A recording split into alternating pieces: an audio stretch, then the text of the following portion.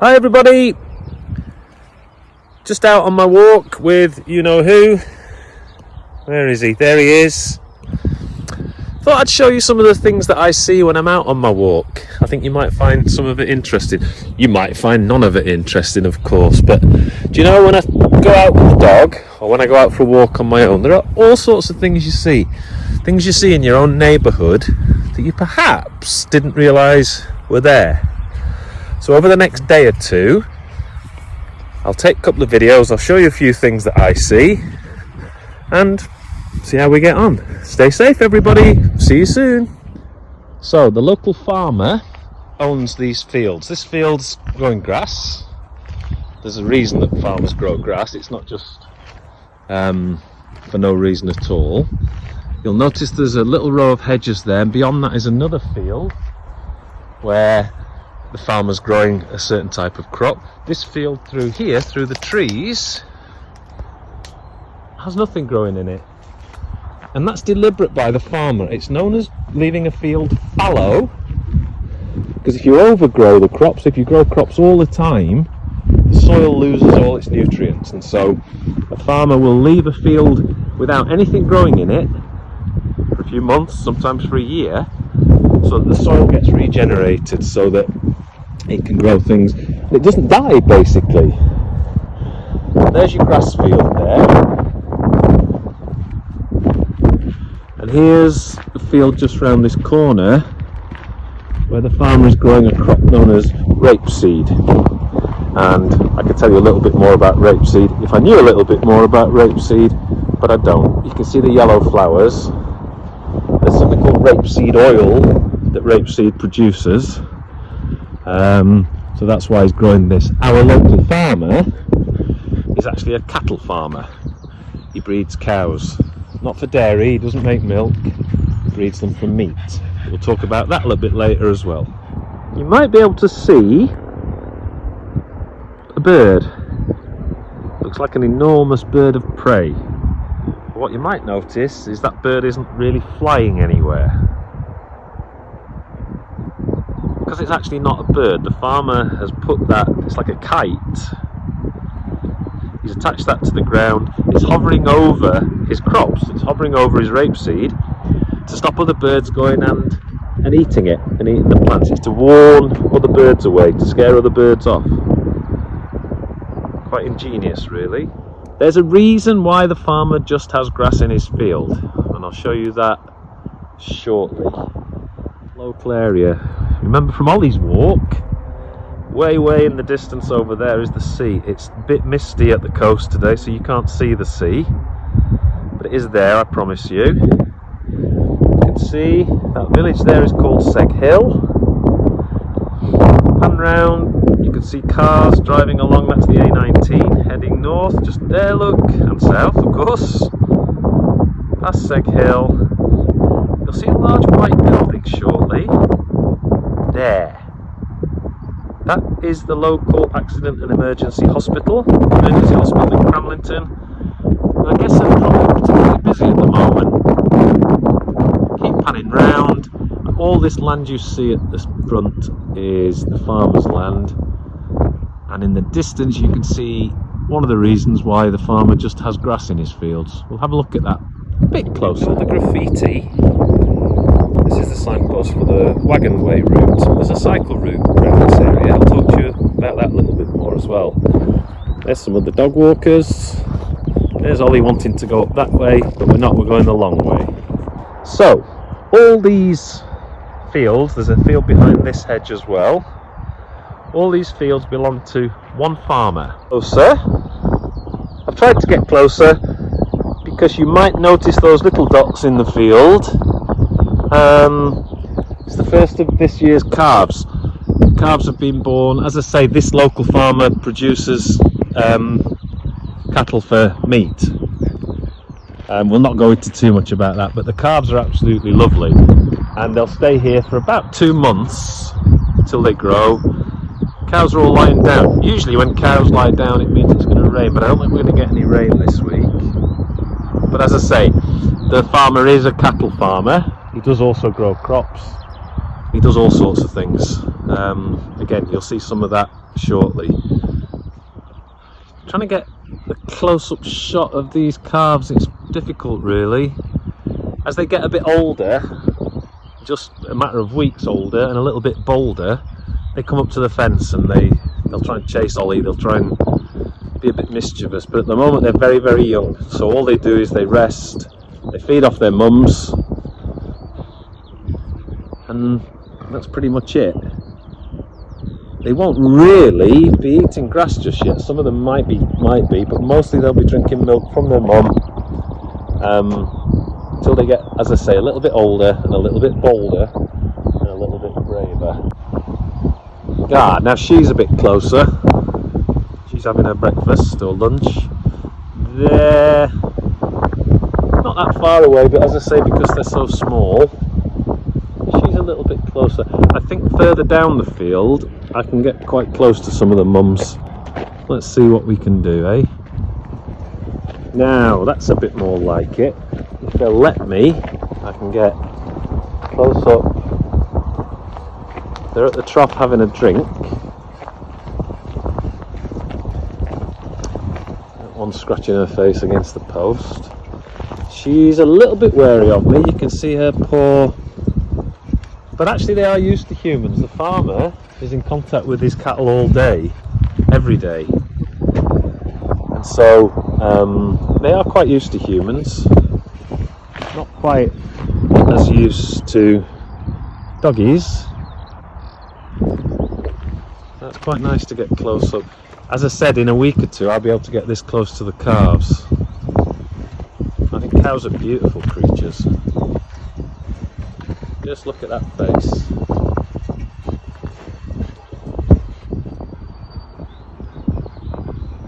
So there's another field, another grass field. There's a field that's got cows in, but it's also got a couple of horses in, and I'll explain to you why there are horses. I'll do that in a minute. We'll just let this cyclist go past. Lots of people out walking their dogs, lots of people out cycling and exercising.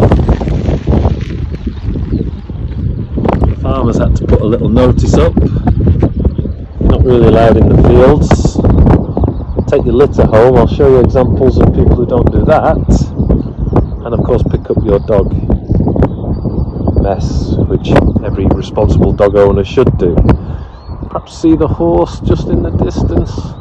We'll see some horses later. Okay, you can just see through the trees there, a house, that's the farmhouse. There's one of the horses that he keeps in a small field. I'll walk you across here. And you could possibly see the horses in this field. There you go, there's two down there. And just down at the bottom of this little lane here are some stables. The farmer owns the stables, but he doesn't own the horses. He rents the stables out to horse owners. They come, feed them. So he rents this whole field out, he rents the stables out. A way of making money, I guess. They're the stables in there. As I say, people come, they rent the stables out, they come and look after their horses during the day. The horses stay here during the night. Bottom of the lane you can see a little row of cottages. They were the old farm workers' cottages years ago. It's not farm workers who live in there now. This is really, really interesting.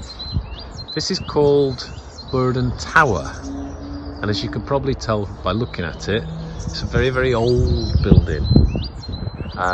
Looks a little bit like a castle keep.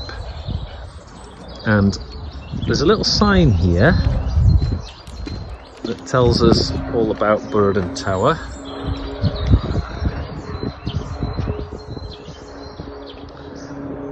And basically, I've no idea what they're for.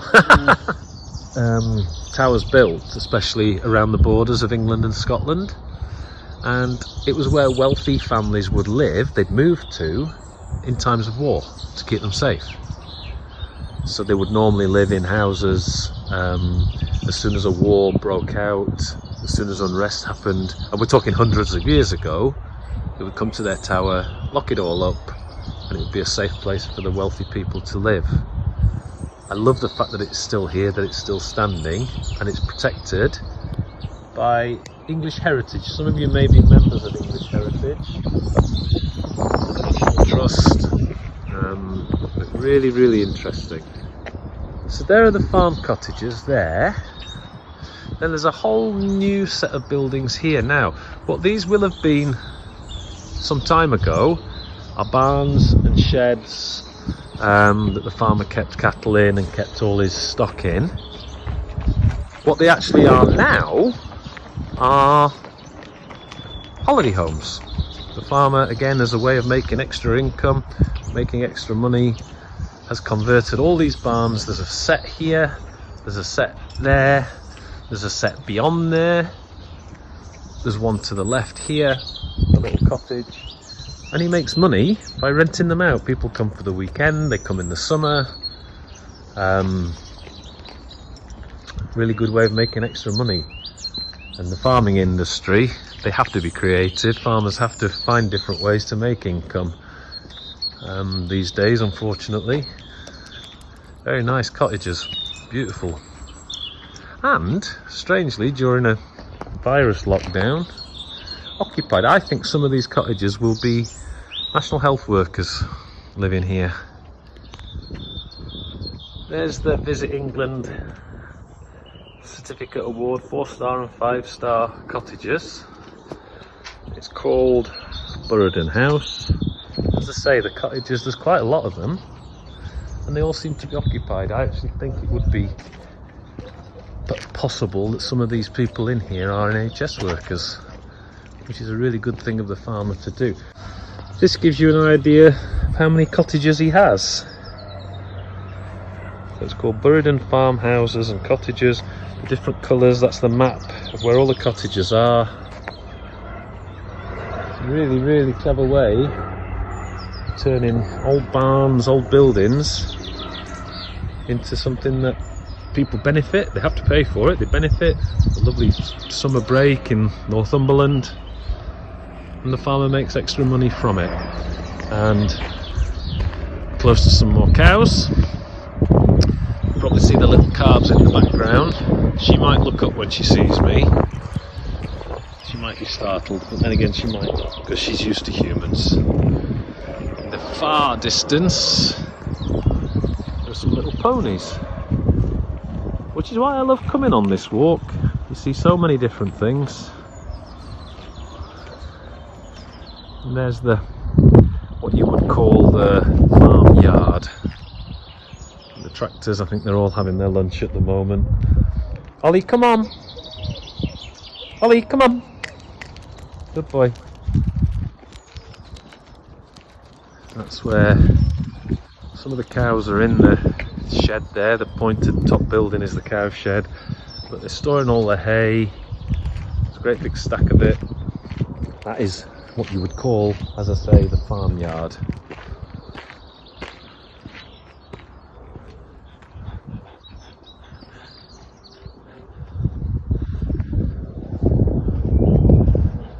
Huge stacks of hay. He'll use some of that himself. He may well sell some of that as well.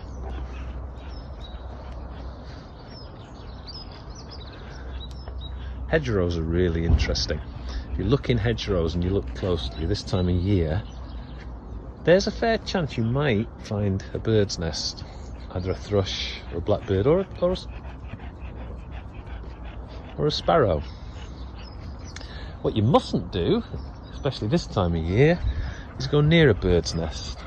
Because do you know, if the mum's away looking for worms and looking for food, and you go and disturb a nest, she'll not come back. So you have to be careful. You can get close, you can have a little look, nothing in there, but you mustn't go too close. You mustn't disturb bird's nest. Some people do, of course. A lot of people do things that they perhaps shouldn't. But there are a country code. It's called the Countryside Code or something like that. And the farmer has another set of 5 cottages. These aren't holiday cottages, these are people who are renting these, but from the farmer. Waking up in the morning, looking out and seeing 2 nice cows on your lawn. That'd be nice, wouldn't it? We're actually only 3 or 4 miles from the centre of Newcastle, but you'd be amazed, you don't have to go very far to be in the country, to be in the countryside. I obviously take Ollie out a lot, and one of the things I really don't like is people who ignore signs like this. Signs like this. There is no excuse if you're a dog owner for not picking up your dog's mess. There's also no excuse for dropping litter everywhere. And I'm going to show you something in a minute that really disgusts me. It's the worst part of this walk as I come out of the farm and head back home. So, mentioned before, the Killingworth Wagon Way. And here's another sign of the wagon ways. Now, some of you may or some of you may not know what the wagon ways are. The wagon ways are cycle routes through Northumberland and North Tyneside. And the reason they're called the wagon ways is if you look up this path here, this used to be a wagon way, a train line. And the network of wagon ways in Northumberland were where they linked all the local mines, all the local coal mines, and led all the way down to the River Tyne, so that coal could be put straight into a train, a little wagon, taken down by train all the way down to the River Tyne, put straight onto ships to be exported. Long time ago, but what Northumberland County Council and North Tyneside Council decided to do was open up the wagon ways.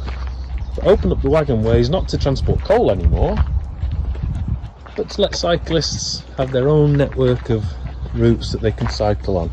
Some of you will have cycled on wagon way routes, some of you will have seen them. Of course, you're allowed to walk on them as well. So part of the walk I do with Ollie every day is along the wagon ways. This is a lovely time of year to come walking and to listen.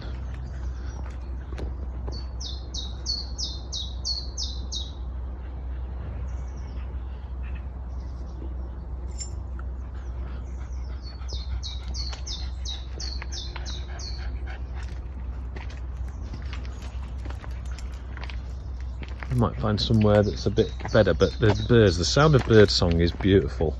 Really nice. It's a sign that spring's here and summer's coming. And that one's still tweeting away behind us. But as we walk along, you'll hear different birds.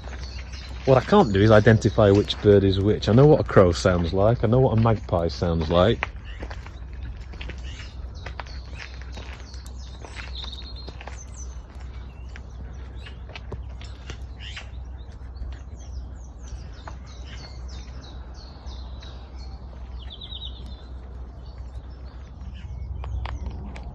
There are downsides.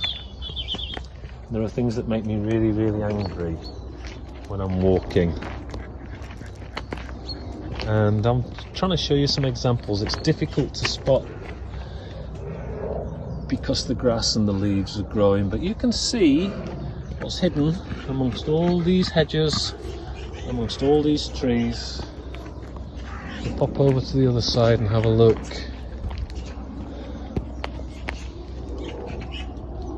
Hidden amongst all these bushes and all these trees are crisp packets, cans, bottles, disgusting things. People who actually pick up their dog's mess and then just throw the bag into a bush. It really winds me up. It really is one of my pet hates, is people who just throw litter. Firstly, it just looks awful. Secondly, this place is full of animals, it's full of creatures, and this can only do harm to them. It really is.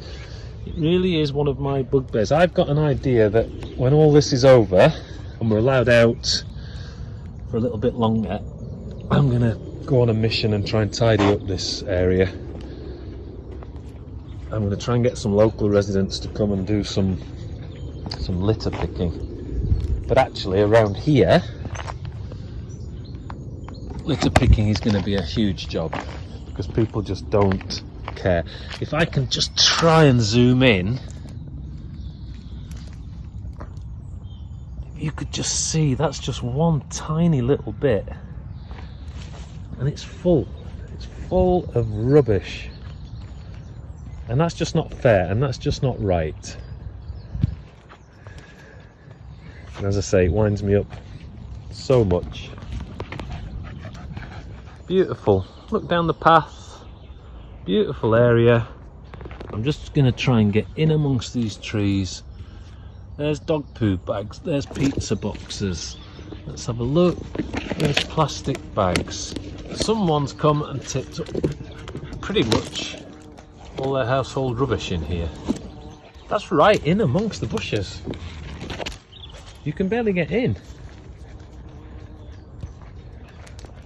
What is wrong with putting stuff in a bin? I don't know. So yeah, just this stretch. Don't really see it anywhere else on my walk. The walk I go on is lovely, but this stretch really winds me up. And I'd really love to do something about it. And actually, I'm going to do something about it. I've decided. This very moment, I've decided. Look at it. I mean, look. It's a pair of children's wellies. Why would you throw a pair of children's? Take them to the charity shop. By absolute pure coincidence, it's Wednesday the 22nd of April. It's my daughter's birthday. Happy birthday, Beth. It's Earth Day. It's the 50th anniversary of Earth Day. Some of you that are in school might be doing some work about this. But actually Earth Day is all about the environment, all about keeping the planet clean, and so this is quite topical that I'm doing this on Earth Day. It's pure coincidence. I didn't plan it this way. But look, there's a bin. It's almost empty. So why throw your rubbish? That's Ollie's ball, by the way. That's not rubbish. Why throw your rubbish in the hedgerow and in amongst the trees? There's Burradon Primary School. Can we zoom in? All closed and locked. I don't think there's any children in there today. I think the schools around this area have joined forces and there's one school open for all the local kids who have to go in. A little bit different the way we're doing it at the moment. We're at the top of the path now, and you can see the possible reason why there's all this littering, because we're suddenly close to lots and lots of houses, and houses have people in, and whilst 99% of people will follow the rules, there are people who don't follow the rules. So a lot of the rubbish that we've just seen back down that path will come from houses in this estate here and beyond, of course, not just local. Again, another sign for the Bottomways. This site here that I'm going to show you is the old site of the old Burradon Colliery. I mentioned it on Ollie's walk the other week. It's got old pictures. It tells you a little bit of history of the colliery. This is the site where Burradon Colliery was. They used to do coal mining here. Remember I called this, it's called the Pit Pond.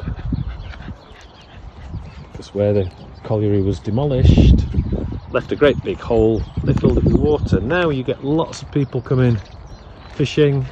You can see some people on the other bank, possibly fishing. There's some ducks, there's some swans in there. This is a beautiful place to come and walk the dog. Oh, look, there's someone walking their dog. It's just such a beautiful place. It's relaxing, it's quiet. But this is the site of 100 years ago. This would be very, very, very different. This would be a hive of activity, people coming up from the mines. And as I say, the wagon ways, which are now cycle routes. Listen to the birds here.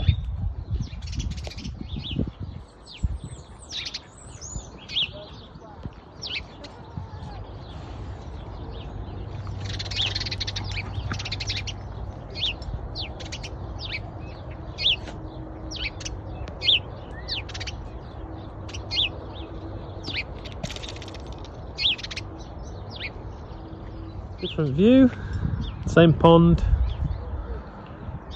It really is nice down here.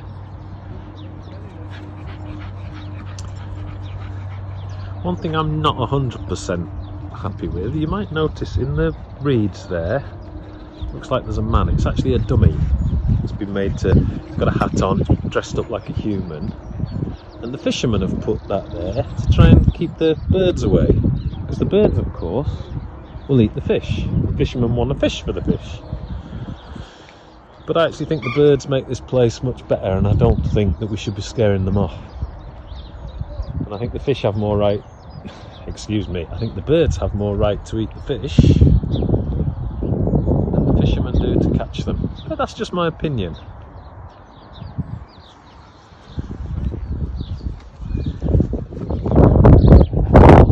If you were to come back here in 50 years' time, assuming that no one's come and plonked houses on here and built on here, you notice lots of small trees. If you come back here in 50 years' time, this will be like a wooded area, because the trees will have grown. You can see that the council is making a real effort to plant. There's one of the holes dug to plant the actual trees.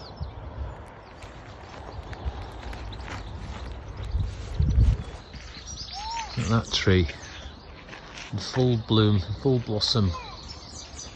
Spring has definitely arrived.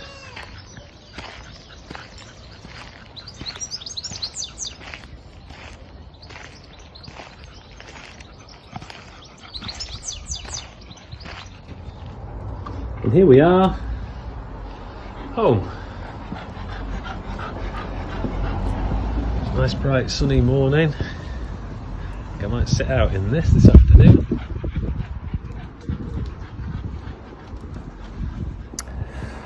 So when you're next out on a walk, have a think about what's on your doorstep.